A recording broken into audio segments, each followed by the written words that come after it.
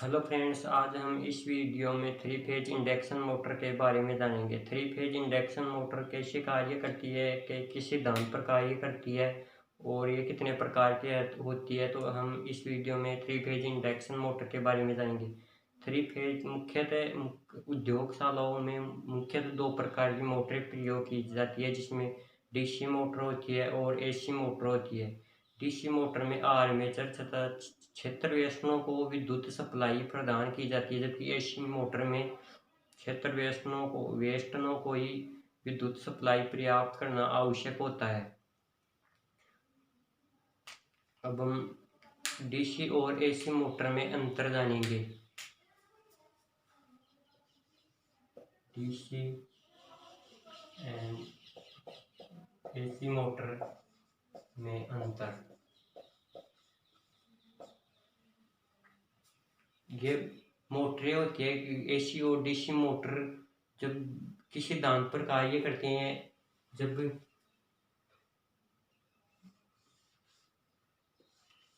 किसी चुंबकीय क्षेत्र, यह दो चुंबकीय क्षेत्र हैं एन और एस, और जब किसी चुंबकीय क्षेत्र में विद्युत धारावाही चालक को घुमाया जाता है,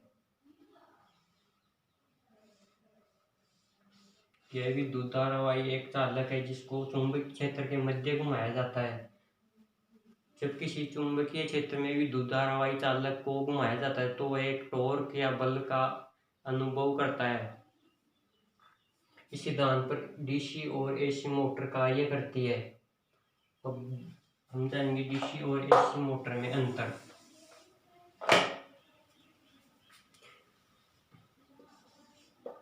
डीसी और एसी मोटर।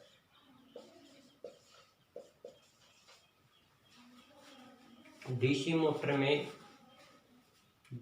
में विद्युत सप्लाई प्रदान करने के लिए इसमें आर्मेचर और जो स्टेटर वाइंडिंग होती है, दोनों को विद्युत सप्लाई से संयोजित किया जाता है, जबकि एसी मोटर के स्टेटर को ही विद्युत सप्लाई से संयोजित किया जाता है।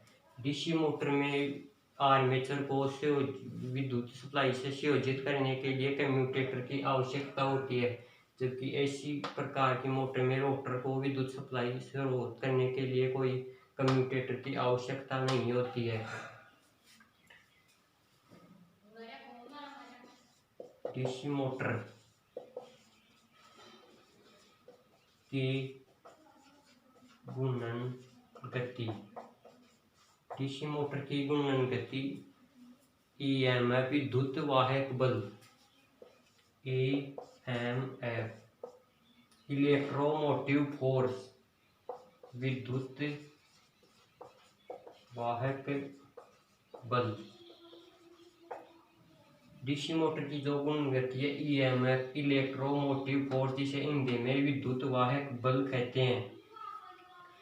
ईएमएफ के अनुक्रमानुपाती।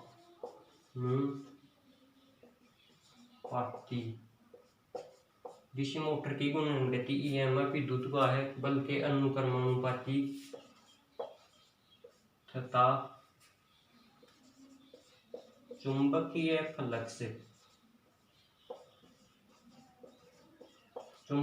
फ्लक्स के व्युत्क्रमानुपाती होती है।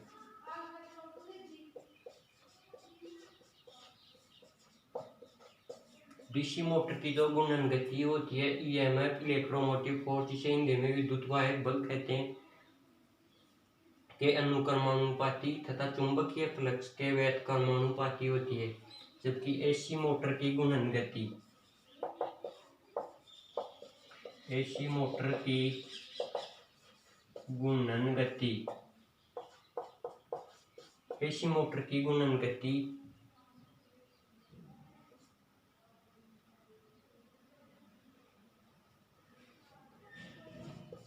सप्लाई की फ्रीक्वेंसी के अनुक्रमानुपाती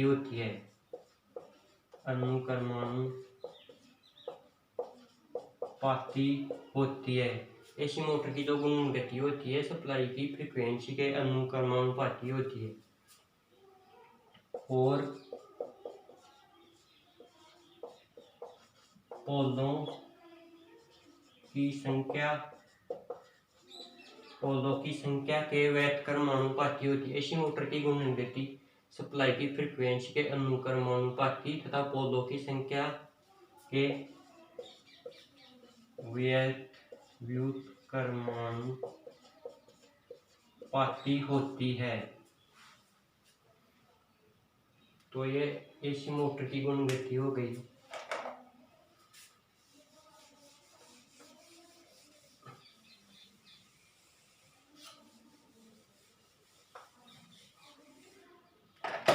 डीसी मोटर में की गुणन गति चेंज करने के लिए जो डीसी मोटर की गुणन गति है होती है उसे आसानी से परिवर्तित किया जा सकता है, जबकि एसी मोटर की गुणन गति को आसानी से परिवर्तित नहीं किया जा सकता। डीसी मोटर आकार में बड़ी होती है जबकि एसी मोटर आकार में छोटी होती है।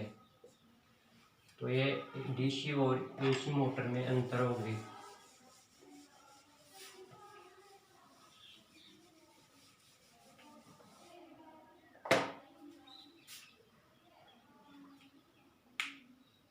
अब इंडक्शन, 3 फेज इंडक्शन मोटर किसे कहते हैं?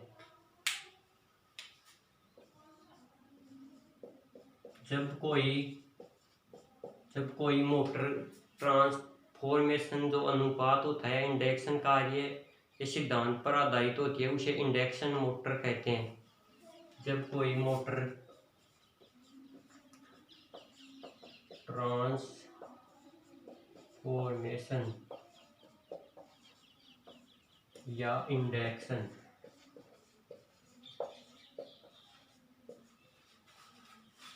इन 3 फेज इंडक्शन मोटर, जब कोई इंडक्शन मोटर ट्रांसफॉर्मेशन या इंडक्शन के कार्य सिद्धांत पर कार्य करती है तो इसे इंडक्शन मोटर कहते हैं।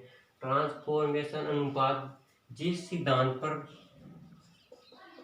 ट्रांसफॉर्मर कार्य करता है उसी आधार पर वो इंडक्शन मोटर कार्य करती है। दूसरी भाषा में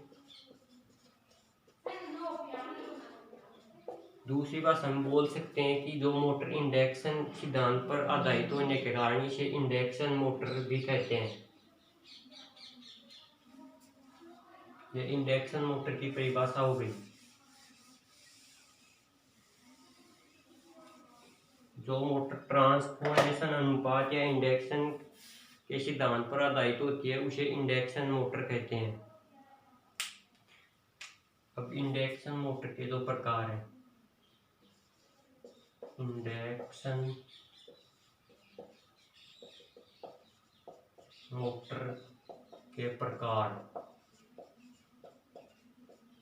इंडक्शन मोटर दो प्रकार की होती है।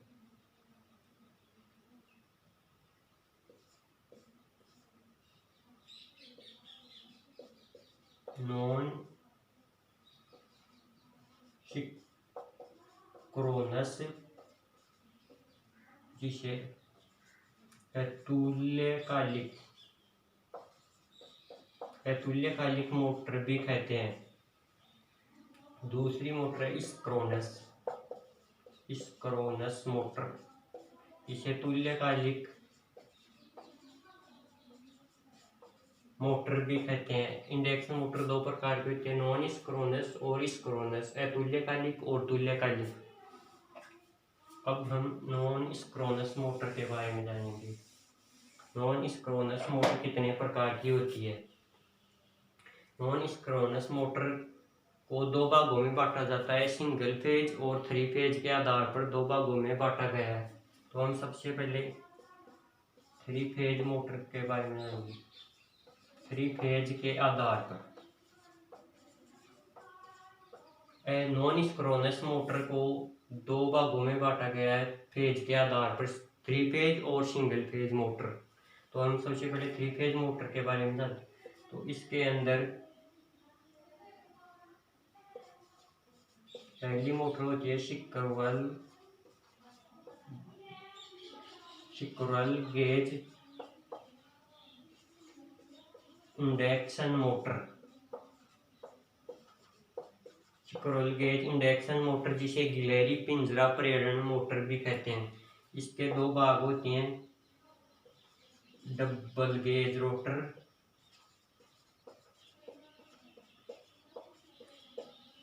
दूसरा है सिंगल गेज रोटर। दूसरा भाग है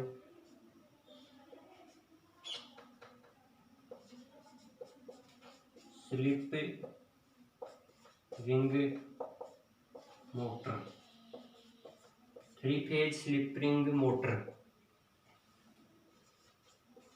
तीसरी है कम्यूटेटर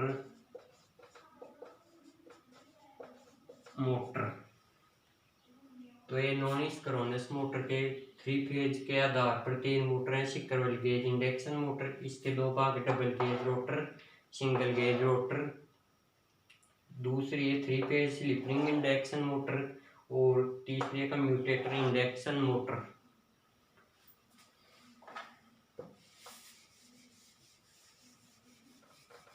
तो हम सिंगल फेज के आधार पर मोटरों के बारे में जानेंगे। Single phase induction motor.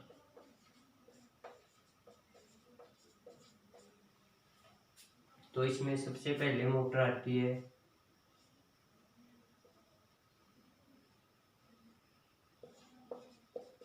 Split phase induction motor. इस वीडियो के बाद हम इस सभी मोटरों की जो कार्यविधि है उसका भी वर्णन करेंगे। हम सबसे पहले आपको बताएंगे कितने प्रकार की होती है। दूसरी मोटर है कैपेसिटर इंडक्शन मोटर। ये तीन प्रकार की होती है। स्थायी capacitor induction motor, capacitor start induction motor और capacitor run capacitor start motor. तीसरी है यूनिवर्सल मोटर। चौथा भाग है शेडेड पोल मोटर। 5 नंबर है रिपल्शन इंडक्शन मोटर और 6 नंबर की है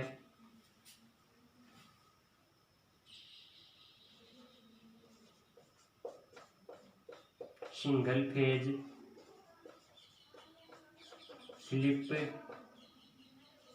स्लिप रिंग इंडक्शन मोटर। तो ये सिंगल फेज के आधार पर इंडक्शन मोटर के प्रकार हो गए। Split phase induction motor, capacitor induction motor. Capacitor induction motor के तीन भाग है, स्थायी कैपेसिटर स्टार्ट कैपेसिटर रन और कैपेसिटर स्टार्ट मोटर। तीसरी है यूनिवर्सल मोटर। चौथी है शेडेड पोल मोटर। 5 नंबर है रिपल्शन इंडक्शन मोटर और 6 नंबर की है स्प्लिट फेज इंडक्शन मोटर।